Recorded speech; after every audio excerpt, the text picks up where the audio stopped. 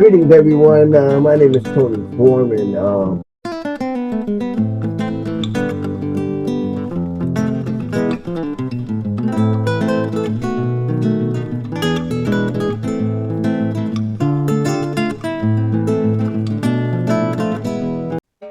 Hello, everyone. It's Tony Forman again with the Tony Forman Show, coming to you with some of the most informative news that we could bring you here. We don't lie to you. We give it to you straight.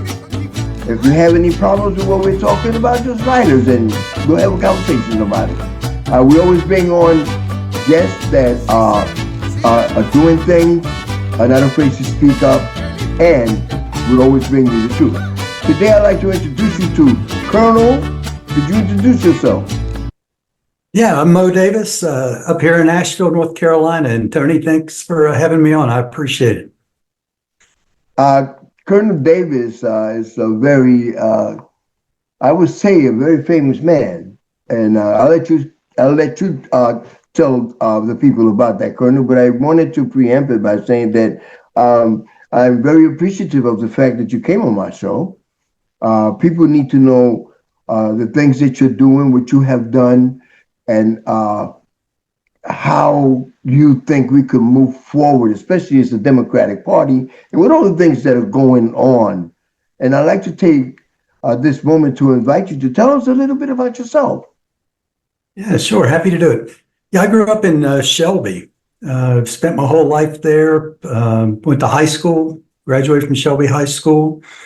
Went to Appalachian State University. And this is back in the 70s, back when Watauga County was a dry county. So all the college kids had to go to Blowing Rock to drink. And I discovered there wasn't a bail bondsman in Boone. So the college kids, you get pulled over at 2 o'clock in the morning, there was nobody to get you out of jail. So my part-time job while I was in college was I was a bail bondsman. And I thought about staying on and doing that after I graduated because it paid pretty well. But nobody ever gets arrested between 9 and 5. It's always 2 o'clock in the morning. And I just couldn't see doing that the rest of my life. So I went to law school at North Carolina Central University, graduated in 1983. My dad was a 100% disabled veteran of World War II. He grew up in Rutherford County. And he left as a healthy young man and came back from the war 100% disabled. He was the commander of the American Legion post in Shelby. And I never heard him complain about what he sacrificed. So right after I graduated, took the bar, North Carolina bar. I've been a member of the bar since 1983. And the week after I passed the bar, and I can tell you, I think my dad was happier, prouder about that than I was, because he was a high school graduate, and for his son to be a member of the North Carolina bar was a pretty big deal to him. And a week later, he had a heart attack and died. Oh, and I kind of felt like I owed it to him. He was really proud of his military service. I tell you, growing up, I was the most unlikely person to ever join the military, and I kind of felt like I owed it to him. And I thought it'd be a good experience. It didn't hurt when the Air Force said they were going to send me to Cocoa Beach, Florida. So I joined thinking I'd do 4 years, and then I'd come back home to North Carolina, and 4 years turned into 25. So I joined the Air Force in 1983, and I really enjoyed it. The military is not for everybody, but for me, it was a really good fit. And like I said, I didn't intend to stay that long, but they just kept giving me jobs that I found interesting. And my last one, I was the chief prosecutor for the terrorism trials down at Guantanamo Bay, Cuba. And I did that for 2 years until my policy had been we were not going to use any evidence that was obtained by torture. In fact, I met with John McCain and Lindsey Graham, and they encouraged that. John McCain said, "I'm so happy to hear you say that," because he had experienced torture himself. And for 2 years, I got to ask you a question. Sorry to cut you off, and if you could please continue. Now, you mentioned McCain. I can understand him. But Lindsey Graham, where did he go wrong? Yeah, it's interesting. Like I said, I joined the Air Force in '83. I did my first trial in the spring of 1984. And my opponent was this young captain from South Carolina named Lindsey Graham. So You don't say. I've known Lindsay since 41 years. And like I said, during the Bush administration, John McCain and Lindsey Graham were the two people pushing back against Rumsfeld and Cheney and Bush. And I can't explain it. It's really disappointing to me. Both Lindsey Graham and for a while, Senator Roger Wicker from Mississippi. When I was stationed in Mississippi, I was the senior attorney there, and he was a reservist that was assigned to my office. So I know Lindsey Graham, I know Roger Wicker, and I know both of them know better than what they're doing right now. So it's like me, I worked for Congressman Ed Towns for 10 years as his district director. Mm-hmm. I was very much involved in a lot of what you're talking about. And I tell you, what you're speaking about is when we actually had bipartisanship. Yep. Which we don't have now. Congress actually, the House of Representatives and the Senate House got together and they worked out things. That's not happening now. And that's one of the problems that we have in America. America is considered, because right now I don't think we have a very good name in a lot of places, is considered the leader in the world in terms of countries. But we reached a time in our society, sad to say, that the people that lead us, that we elect, have personalized what happens in their governance, that they can't agree to get so close and dispute on the budget, Colonel. Yeah. Do you know what I'm saying? How do we get so close? And it's been happening for a few administrations that we have to barter to pass the budget. Yeah, I can tell you about that. After I retired from the military, I got hired to be the head of the Foreign Affairs, Defense, and Trade Division at Congressional Research Service, part of the Library of Congress. And one of the guys that worked for me was a guy named Pat Towell. Pat covered defense issues. And Pat had been a journalist for Roll Call. CQ Roll Call, if you up on Capitol Hill is a daily publication that comes out. And Pat had worked for them before he came over to Congressional Research Service. But occasionally he and I'd go over and watch, sit up in the gallery and watch votes take place. And I remember sitting there with Pat one time, who had been covering Congress for 40, 50 years. And he said the worst thing ever happened was a cell phone. He said back in the old days, you have like 5 minutes for a vote, and you see people go up and they cast their vote. He said in the old days, they go up and they cast their vote, and they'd walk over and they'd talk to somebody, and then somebody else would join them. You'd have little groups here and little groups there. They're all sitting there, talking, Democrats and Republicans. He said, watch them now. And I did. People would go up and vote, and they'd then pull their phone out and sit down, and they would tweet and email, and nobody was talking. Yeah. And he said, and it became too, everybody would roll in on Tuesday morning and fly out on Thursday night, that you just didn't have that collegiality that you had. Oh, you remember Reagan and Tip O'Neill. They'd sit down at the table and get a bottle of bourbon out, and they'd work things out. And that's just not the way it is anymore. You're talking about, voting, it's become now, particularly here in North Carolina, where the voters don't choose their elected leaders. The elected leaders choose their voters, and they carve up the state so that they're guaranteed to win. And that's not how democracy is supposed to work. That's right.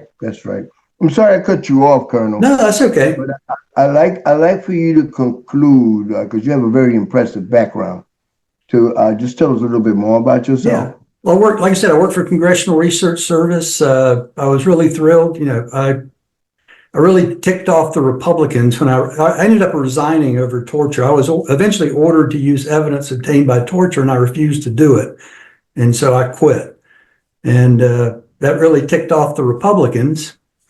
So I went to work at Congressional Research Service. Barack Obama gets elected. First thing he does, first day he's in office, he signs the order to close Guantanamo. So I thought, for me, life was looking pretty good. I'm a senior executive in the federal government. Obama's closing Guantanamo. Things looked pretty sweet starting out 2009. By the end of the year, he started backpedaling on that as he got a lot of resistance. And so I write a lot of op-eds. I live here in Asheville. I write for the Asheville Citizen Times about once a month. And it just happened that in November of 2009, I wrote 2 op-eds that got published in 2 major publications on the same day. It was Veterans Day 2009. I had an op-ed in the Washington Post and one in the Wall Street Journal that were critical of the Obama administration for failing to close Guantanamo. And I got called in the next day and fired for writing the op-eds. And so now I've ticked off the Democrats because I was critical of Obama. And when you live in D.C. and you've pissed off the Republicans and the Democrats, finding a job is not easy. So I was on unemployment for a while, and then I got a call to come see Vernon Jordan, the civil rights leader. Yes. Who was a partner in a big law firm. And I went to see him. He said, "Look, I admire what you did. What can I do to help?" And I said, "Well, I can't find a job." And he picked up the phone. He called the dean of the law school at Howard University. And I spent the next 4 years on the faculty at Howard University at the law school. And then I ended up my career as a judge at the U.S. Department of Labor.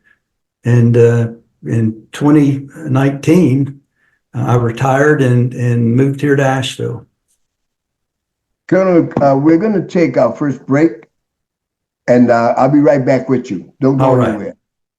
Hey everyone, we want to thank you for watching the Tony Forman Show, the new Tony Forman Show. You can catch us on your favorite audio podcast or video podcast platform every Wednesday at 10 in the morning Eastern Time. That's when we drop.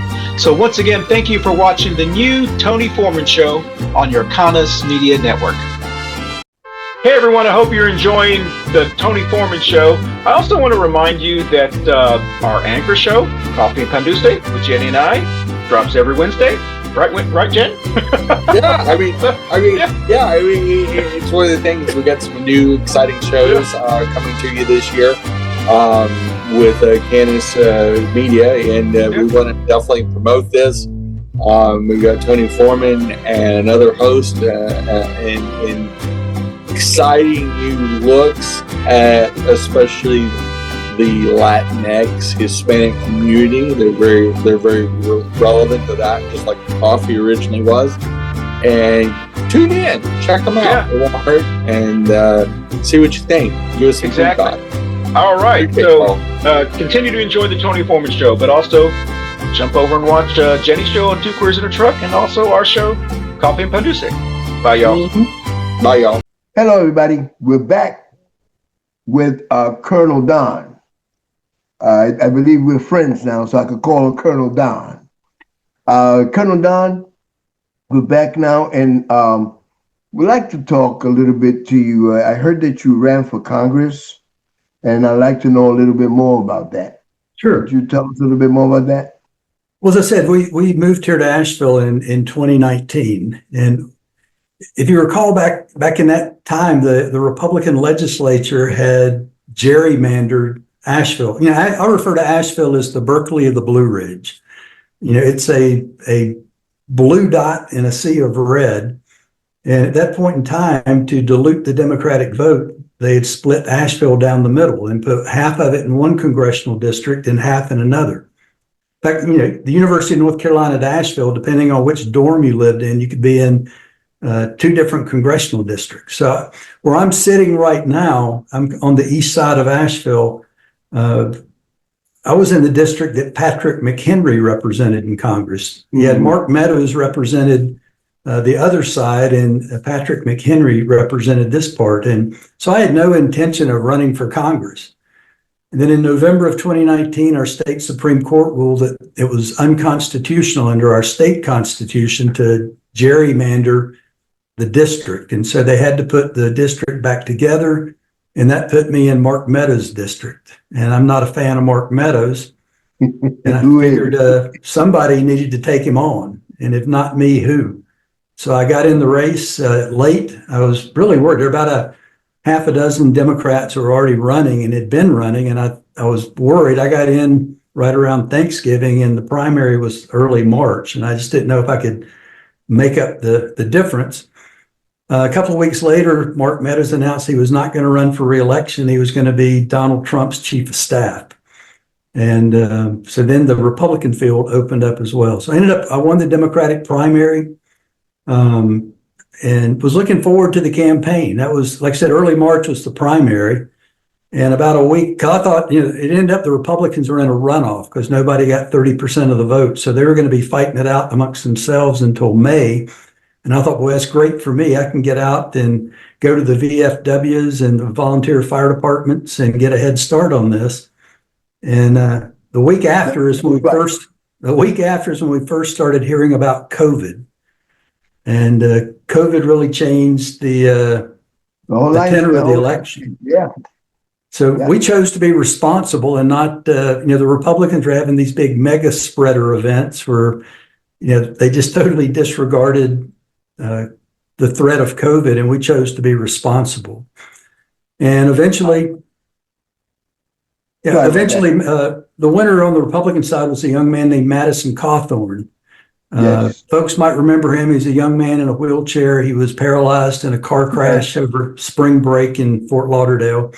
Yes. And never had a job, never had a full-time job. And his first job he ever had was serving as a member of Congress. And so that's what led to, well, let me back up just a bit. During the campaign, Cawthorn played all the toxic masculinity stuff in the race card and, every divisive thing he could possibly do. And towards the end of the election, he criticized, we have a publication here called the Asheville Watchdog. It's a group of retired journalists, Pulitzer Prize winning journalists that have settled here in the mountains. And they tell me they figured out they couldn't play pickleball very well, so they had to have something to do. So they started this thing called the Asheville Watchdog, where they do in-depth report. It's a real service to folks here in Western North Carolina. But one of them had written an article that was favorable for me and unfavorable for Cawthorn. So Cawthorn alleged that this person had been the dean of the journalism school up in Boston, and Cawthorn made allegations that he was favored blacks over whites, that he'd worked for Cory Booker's campaign. Mm-hmm. And Cory Booker took offense to that. So towards the last week of the campaign, he sent an email to all of his fundraising group.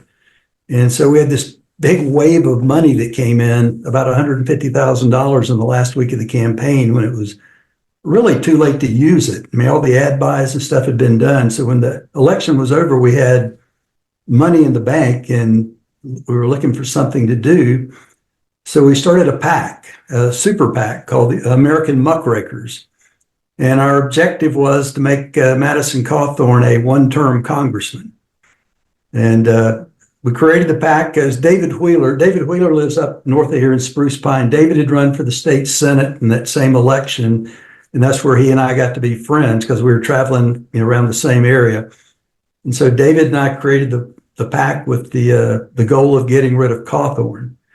So in 2022, when it was time for re-election, we encouraged Democrats here in Western North Carolina to register as unaffiliated.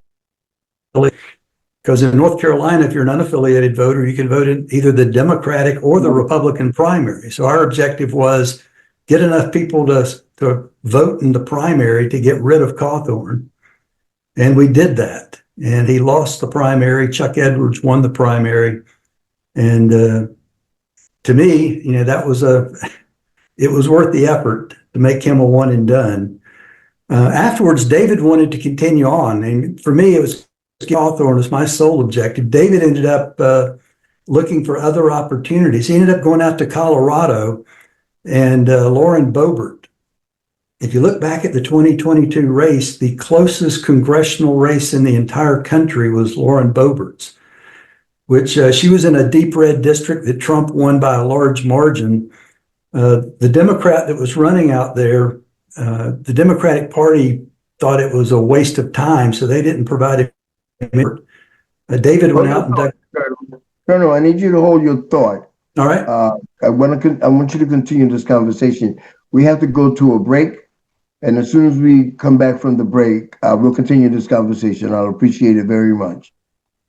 Hey everyone, we want to thank you for watching the new Tony Forman Show on your favorite audio or video podcast platform. Every Wednesday at 10 in the morning Eastern Time, it will drop. So once again, thank everyone for watching the new Tony Forman Show, brought to you on your Cannis Media Network. Hey everyone, we really hope that you're enjoying the Tony Forman Show, which is one of our additional shows for the 2025 upcoming season. It's part of our bigger family of shows that you've listened to over the years in the Cannis Media system. But most of all, hope you can check out Two Careers in a Truck. It's one of our longest running shows, and he is 6 seasons long. And we would love for you to come over, and we talk about real world stuff, a lot of LGBT stuff, obviously if it's Two Careers in a Truck, and a lot of other things going on in pop culture. And we try to make most episodes funny. So we'll come over there and see if we actually are doing what we said we were going to do, which is being late-breaking and timely. So again, enjoy 2025, and we appreciate you listening to the Tony Forman Show. Hello, everybody. We're back from our second time out, and we're here with Colonel Mo, who's a very interesting person. And we were having a conversation before the break, and I want him to continue because I think you guys would be interested in this.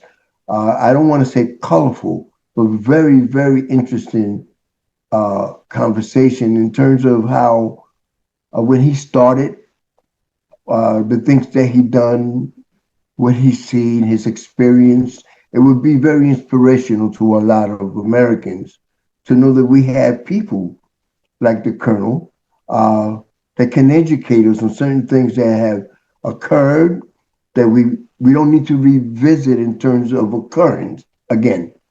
So, Colonel, could you please continue your conversation of you were talking about the election in Gotham and stuff like that? Sure. And just could you continue that for us? I'll appreciate it. Yeah, as I said, we were successful in taking out Madison Cawthorn. You know, we uncovered the video of him butt naked, humping his cousin, and that was just a little too much for voters here in Western North Carolina. So, talk about graphics. It was not a pretty sight, but so anyway, David Wheeler continued on with the pack, went out to Colorado. It was the Lauren Boebert race, which should have been a cakewalk for the Republicans. Adam Frisch was the Democrat. Nobody thought he had a chance of winning, so he got no support really from the party. But David was able to dig up stuff on Lauren Boebert similar to the Cawthorn stuff, and it ended up being the closest congressional race in the country. I think Frisch lost by like 435 votes. So had the Democrats put a little money and effort behind him, we could have won that seat. But so fast forward after that, with this latest election, which was really disappointing to see the country. I thought we turned a corner. Trump had the first term, voted him out. I thought the country had turned a corner. He's a convicted felon, habitual liar. But 49.9% of the country said, hey, that's good enough for me. So David and I got together again after the November election, and we were trying to look at what can we do to try to make a difference. And so we started a podcast called Muck You, which is, our pack is the American Muckrakers. So it kind of seemed like a logical title for it. And I think, I heard you introducing your show. I think our objective is a lot like yours. We wanted to kind of a no spin, tell the truth, get the facts out. And I'm really concerned right now, the other side, the far right controls pretty much all of social media. And they've kind of whipped the mainstream media into, being subservient. So how are people going to get honest information? So we thought this was an opportunity, one way to get the truth out there, and then people can do with it what they choose to. But we've been really fortunate. We've had some great guests on. We've had former Secretary of Agriculture, Tom Vilsack. We've had Adam Kinzinger, Rick Wilson, founder of the Lincoln Project. We had Wiley Nichols, our former Democratic congressman from the eastern part of North Carolina, who got gerrymandered out of office. We just had on, the recently elected vice chair of the Democratic National Committee, David Hogg, the young man from South Florida, one of the survivors from the Stoneman Douglas High School shooting, who became a very vocal anti-gun advocate, and now at the age of 24 is vice chair of the Democratic National Committee. And probably the most interesting guest we've had on so far is Elon Musk's father. Tell me a little bit about that. I heard. I didn't have time to hear the whole podcast, but it was interesting, and I think my listeners would love to hear a little bit more about that. And then, if you could tell people how to get to hear your podcast, it'll be interesting. But I was discussing with my producer, with Connell, some of the things that we were hearing about how this gentleman was talking, and a little out there. Yeah, Give me your take on it. He's an interesting character.